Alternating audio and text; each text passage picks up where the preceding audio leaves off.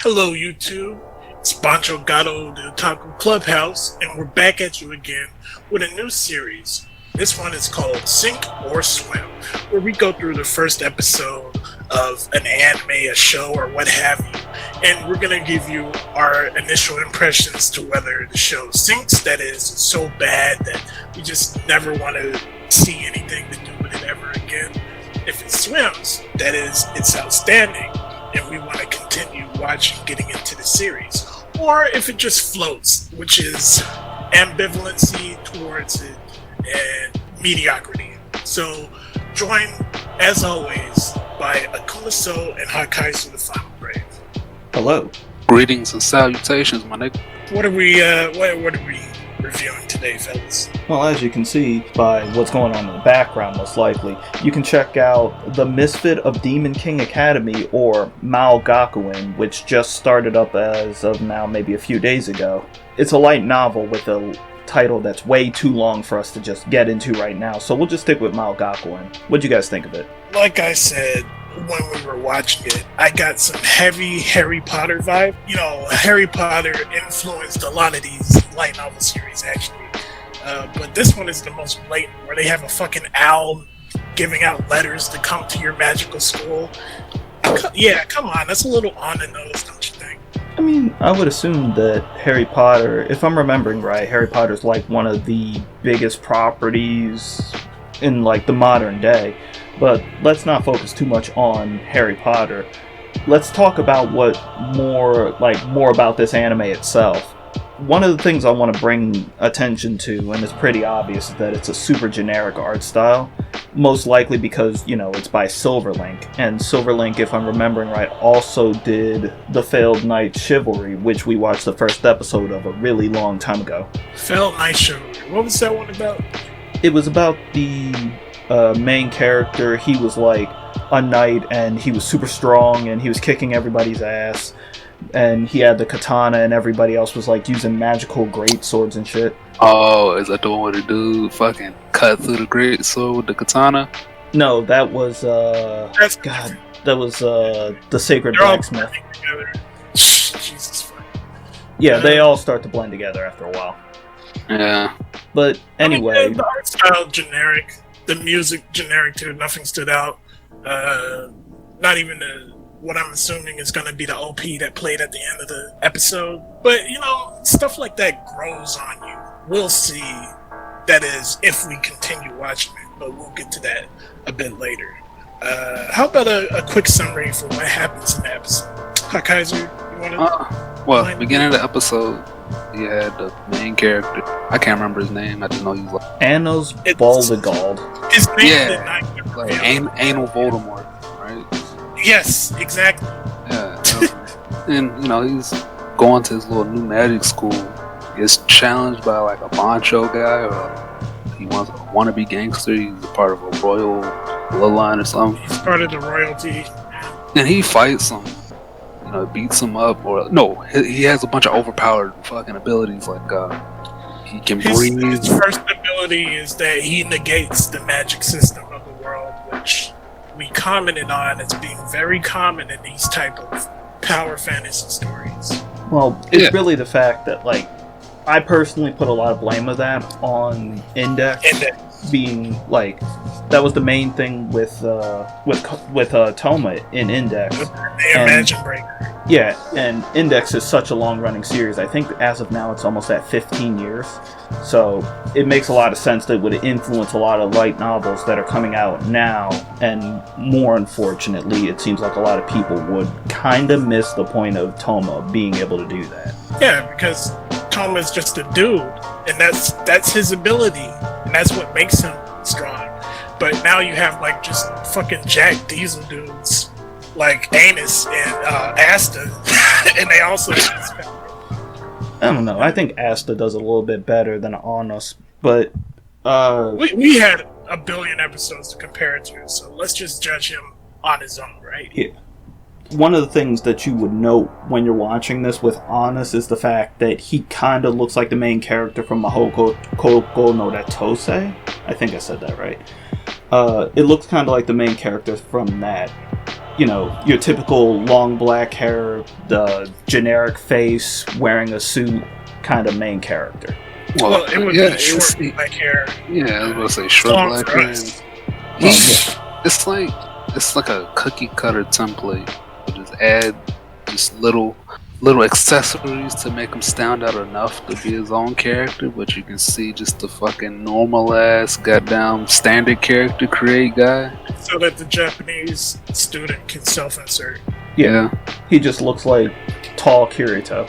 We're also, in the same episode, introduced to one of the two main heroines, whose name is Misha. I forget her last name. But, she has purple hair, kind of like... Who does she look like? Who's the character from the Compile Heart games? No. Neptunia? Yeah, she has the Neptunia haircut, right? And she's kind of autistic and she has big titties. And that's her personality so far.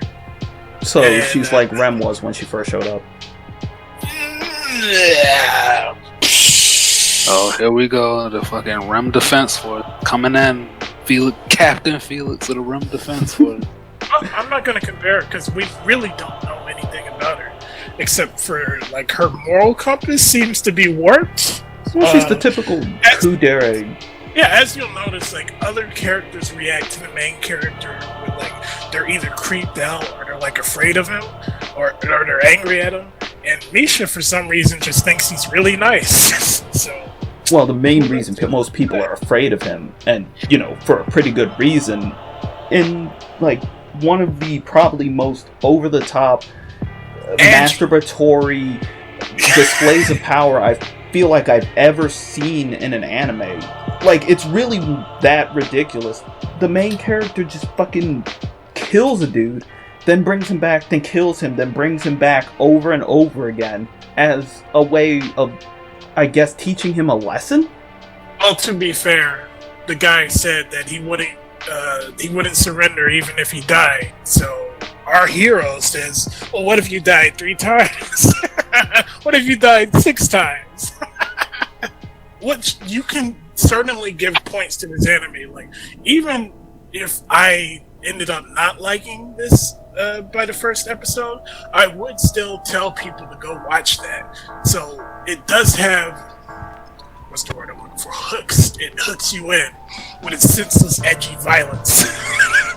It very much does have senseless, edgy violence. I'm trying to think of another series that, it kind of reminds me of Overlord in the sense where it has an very overpowered main character, very obviously overpowered main character with somewhat of a moral gray compass. So he just kind of does. Yeah. So he kind of just does, like... I'm saying that... You know what? I'm just going to say that, in my opinion, I consider Anus... I need to stop saying Anos. He's more like lawful evil. Because I wouldn't say he's morally gray. I'm just saying he's amoral. But he follows the rules. He's also kind of one of those characters that's, like, portrayed very much as a dork. In the sense that, like, he's making jokes and he's trying to be funny, but everybody's looking at him like, what the fuck are you saying? So, the revelation that happens in the latter half of the episode when he goes back home, and you're introduced to his parents, which, by the way, he's one of those characters who has, like, a really young-looking hot mom inappropriately dotes after over him. So the revelation is that, like, the second he was born, he just fucking super rapid aged, and he's only a month old. And you're like, that's weird. Later on in the episode, towards the end, he reveals that he's actually the resurrection of the Demon King in the setting. That's why he's so overpowered, and why he negates the magic system. He's literally the first Demon King for this whole academy. And, like, everybody following after him is, like, his descendants and whatnot. It's one of those series where it makes the main character out to be the most powerful main character, or the most powerful character throughout this series. I want to go so far as to say I kind of like Anos, because he's one of those characters who's, like, he's super powerful, but he's not, like... He's not just like an asshole. It doesn't just feel like it doesn't just feel like a selfish... wish fulfillment. I do think it is a power fantasy, but yeah, you're right. It doesn't come across as a wish fulfillment power fantasy, or like a revenge fantasy, like fucking redo of Healer. Which Oh god, we're not. No, no, no, no, no, no. We're not. Don't even promise that. Don't even promise that. I promise. Well, I think we're getting around to the point here. So, guys, do you think this Misfit of Demon King Academy? Do you think it sinks, swims, or floats? Right now, I'm gonna have to say it floats. Really? Yeah, cause it's not something like I'm itching to watch the next episode. It's got the hooks in my back. I gotta see the next one. Gotta get the next fix. It's a show. It's like an anime. The anime. It's nothing about it special. I don't even remember any music from it. I don't, if it had music, it didn't really have me any gut busting laughs in it. Plot isn't super interesting. The animation isn't stellar. It's just an anime. Well, yeah, for me, I agree with a lot of what you're saying. Like, I mentioned at the beginning, the music is nothing. Like, nothing stands out. The animation is like, they do a lot of clever tricks to make it seem like it's really well animated, but it's not. It's just like average. The art style is generic, but what really sells it for me, aside from, I guess the over-the-top edginess, like you described, it's so edgy that it kind of stands out. But I like the premise. It's a very rarely seen one.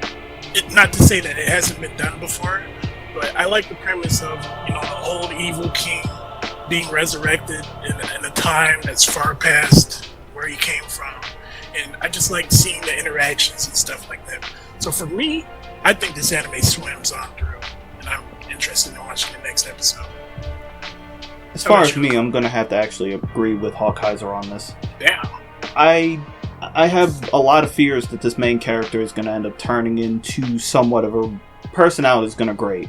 I like the fact that he's not just standard milquetoast. Oh, I don't know what's going on. Oh, I fell into some boobs and now I don't know. I got like a harem of 600 women. I'm happy that he's not that, but like I said, I feel like his personality is going to grate.